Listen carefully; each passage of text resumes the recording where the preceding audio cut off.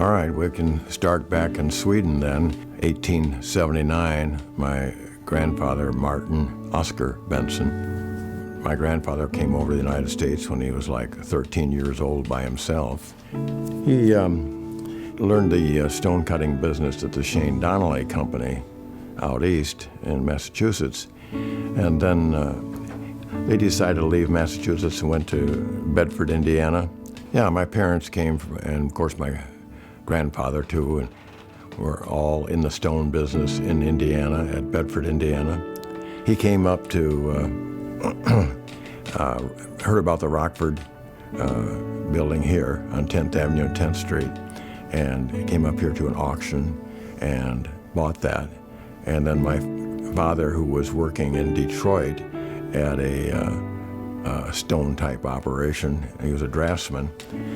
So my grandfather said, why don't you come over and join me and we'll run this business? So he did in 1930. But then I was born in 1932. And the interesting thing is when my mother went down and I was being born, at St. Anthony Hospital, was on State Street. And Mom always told me, well, I came walking in there and they said, which room do you want? $5 a day. Can you imagine $5 a day? Now it's $1,000 a day. Things were so tough during the Depression that my grandfather and grandmother moved in with us. They had an room in the upstairs, and so they lived with us for several years. The Iceman would come with a big chunk of ice. He had a leather thing over his shoulder, and he'd rest it on his shoulder with tongs on it and carry this ice in and put it into our ice box because we didn't have a refrigerator. That was on Broadway. I should tell you a little bit about the Stone Company.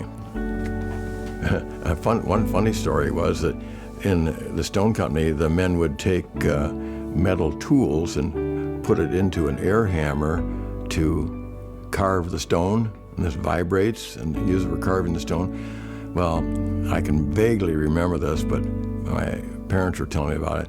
There was a light bulb not in a socket, and this electric cord with this live socket there. And when I was a little tiny kid, I was down there, like maybe 5 years old. I picked up that cord and stuck a metal tool into that open light bulb socket. And man, I got a shock. My grandfather was standing right next to me, and he knocked the thing out of my hands. And well, that gave me quite a shock. I can remember that. So I went to East High School. I joined the ROTC when I went to East High School, and then I was on the drill team. When it came to my senior year, I was made a captain. And of course, my summers were spent working at the Stone Company. When I went to college, I was thinking, well, maybe I'll be a doctor. And so I took courses at Beloit College. Well, all those years I was working down at the Stone Company, I thought, well, I kind of like that. So when I came out of school, I was working full-time then at the Stone Company and learning all different aspects of it, such as running the saws and running the planers and actually making deliveries. Oh, my first time skiing was, I went on the snow train that the Rockford JCs arranged that. I went on that, and I'd never skied, so I rented some skis, and everybody was getting on the rope tow, so I got on and went up to the top, and I didn't know how to ski. So I started off at the top, and all of a sudden, there was a great big clump of trees and brush in front of me. I didn't even know how to turn. I just fell down. But that was my first experience skiing. I graduated from college in 1954, and then we got married in 1959, and it so happened that my parents knew Sue's aunt and uncle, and they arranged for, Mom came and said, do you want to go down on the Rock River? The Bartelts invited us to go down there and go for a ride on the Rock River, and you can go water skiing if you'd like. We went over to the Bartelts' house, to meet them and then go down on the river. And there was Sue's aunt and uncle daughter there, and there was another gal with a daughter, and that happened to be my wife-to-be, Susan. And so we went down. I went water skiing on the river, and I had a chance to visit with Sue. So then I thought, So I started dating her, and we ended up marrying in 1959. And so after, 57 years, we're still together. Sometimes you wonder how you ever get to be as old as you are, you know?